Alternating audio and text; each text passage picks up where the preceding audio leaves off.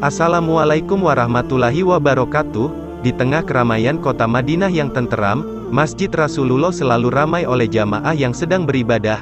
Angin sepoi-sepoi membawa wangi buah-buahan dan rempah-rempah dari pasar terdekat, namun yang paling wangi di udara adalah semangat keimanan dan ketakwaan yang memenuhi ruang masjid ini. Rasulullah duduk di salah satu sudut masjid, dikelilingi oleh para sahabat seperti Abu Bakar, Umar, Ali, dan yang lainnya. Mereka tengah membahas tentang keunggulan sholat, sebuah ibadah yang sering dianggap sepele. Meskipun memiliki kedudukan yang sangat penting di sisi Allah, sholat adalah tiang agama. Siapapun yang mengabaikannya, seolah-olah dia telah meruntuhkan pondasi agamanya. Rasulullah memandang setiap sahabat dengan penuh perhatian, meyakinkan bahwa pesannya benar-benar tersampaikan dengan tulus hati. Tiba-tiba, pintu masjid terbuka dengan keras. Seorang pemuda Arab memasuki masjid dengan mata yang bengkak dan pipi basah oleh air mata. Ia melangkah dengan ragu, dan bahunya terlihat terhuyung, seolah-olah ia membawa beban yang sangat berat. Dia berkata kepada Rasulullah, "Wahai Rasulullah, maafkan suara saya yang hampir terputus karena perasaan sesak ini, bolehkah saya berbicara dengan Anda?" Rasulullah melihat pemuda itu dengan penuh kasih sayang dan menjawab, "Tentu, duduklah di sampingku." Pemuda itu duduk, menundukkan kepalanya, dan berkata, "Ya Rasulullah, ayah saya telah meninggal dunia. Kami sangat miskin, tidak memiliki kain kafan untuk menggiringnya, dan tak ada yang bersedia untuk memandikan jenazahnya." Abu Bakar, yang selalu penuh empati terhadap kesulitan orang lain, merasa hatinya terenyuh mendengar cerita pemuda itu. "Demi Allah, betapa berat cobaan yang kau hadapi, wahai pemuda," ujar Abu Bakar. Umar menambahkan, "Kita harus bertindak, ya Rasulullah." Rasulullah bangkit dari tempat duduknya. "Abu Bakar, Umar, mari kita ikuti pemuda ini, ambillah kain kafan dari rumahku dan mari kita bantu memandikan jenazah ayahnya." Abu Bakar memimpin jalan keluar dari masjid, tanpa menyadari bahwa tindakan ini akan mengajar mereka sebuah pelajaran hidup yang tak akan mereka lupakan. Rasulullah kemudian mengalihkan pandangannya ke para sahabat yang masih duduk di dalam masjid. Ia berkata, "Sholatlah sebelum kalian harus diberangkatkan untuk sholat terakhir, karena kita tidak pernah tahu kapan ajal akan tiba."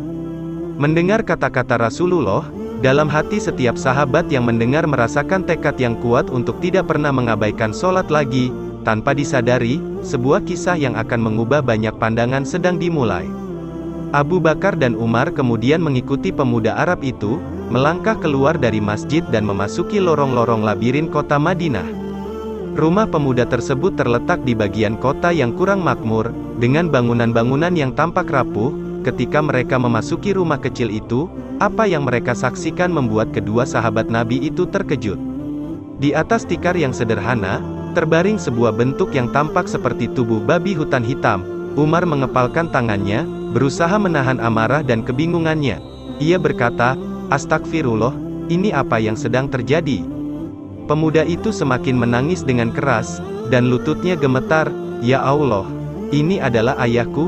Ia menjawab, "Apa yang telah terjadi pada beliau?" Abu Bakar mencoba tetap tenang, meskipun dalam hatinya juga terguncang. Ia bertanya kepada pemuda tersebut, "Anak muda, bisakah kamu berbicara lebih banyak tentang ayahmu? Bagaimana bisa ayahmu berubah menjadi seperti ini?" Pemuda itu berusaha mengendalikan tangisnya. "Ayahku, dia dulunya seorang pedagang. Tetapi, dia sering meninggalkan sholat, bahkan sholat Jumat kadang ditinggalkannya, alasannya adalah kesibukannya mencari nafkah." Umar terdiam, merenungkan kata-kata yang baru saja didengarnya. Allah telah berfirman, "Barang siapa yang meninggalkan sholat, ia telah kafir." Bagaimana mungkin hal ini bisa terjadi? Abu Bakar teringat kata-kata Rasulullah tentang pentingnya sholat sebagai tiang agama. Kita harus kembali dan memberitahu Rasulullah tentang hal ini. Kejadian ini melebihi pemahaman kita yang terbatas. Mereka berjalan kembali ke masjid dengan pikiran yang penuh pertanyaan dan kebingungan, namun juga dengan tekad untuk mencari jawaban. Pemuda Arab itu berjalan bersama mereka, sesekali masih menangis. Mereka berdoa dalam hati, berharap agar ada jalan keluar dari permasalahan yang tak dapat dijelaskan ini. Saat mereka kembali ke masjid, suasana di sana telah berubah. Rasulullah sudah menunggu mereka dengan tatapan serius, namun juga penuh harapan. Para sahabat yang lain juga telah berkumpul, merasa bahwa ada sesuatu yang besar akan terjadi.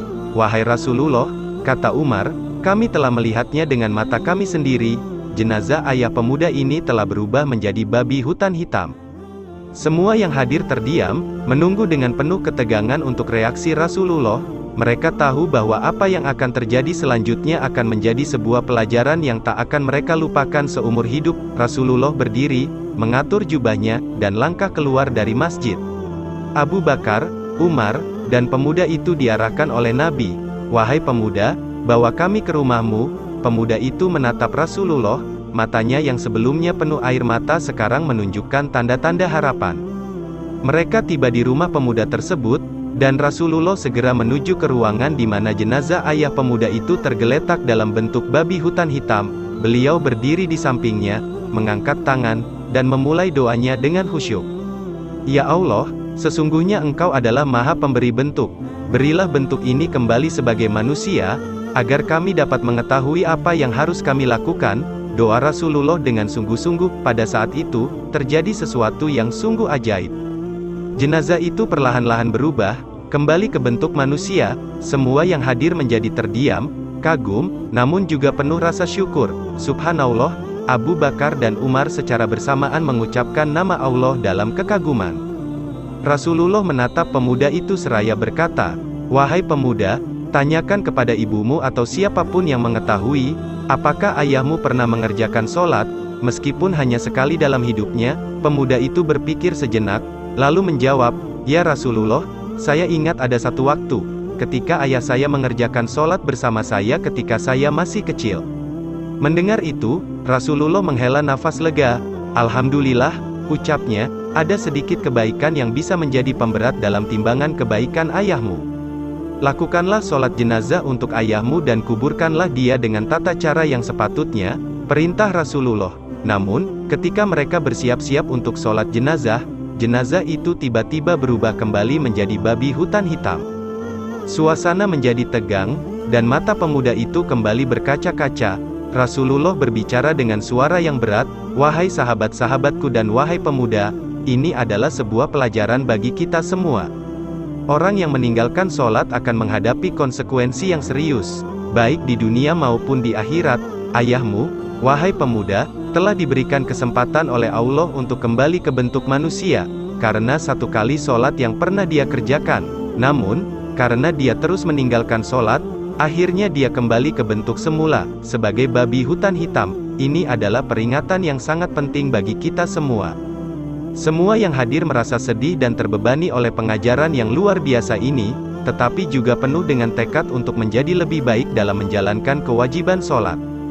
Pemuda itu berkomitmen dalam hatinya untuk tidak pernah mengabaikan sholat, dan semua yang hadir memperbaharui niat mereka untuk tetap konsisten dalam menjalankan sholat 5 waktu. Rasulullah mengakhiri peristiwa ini dengan doa, "Ya Allah, jadikanlah kami sebagai orang-orang yang senantiasa menjalankan sholat, dan jangan biarkan kami termasuk dalam golongan yang lengah." Semoga kisah ini dapat menjadi inspirasi bagi kita semua. Demikianlah kisah kali ini, semoga kisah ini ada manfaatnya. Assalamualaikum warahmatullahi wabarakatuh.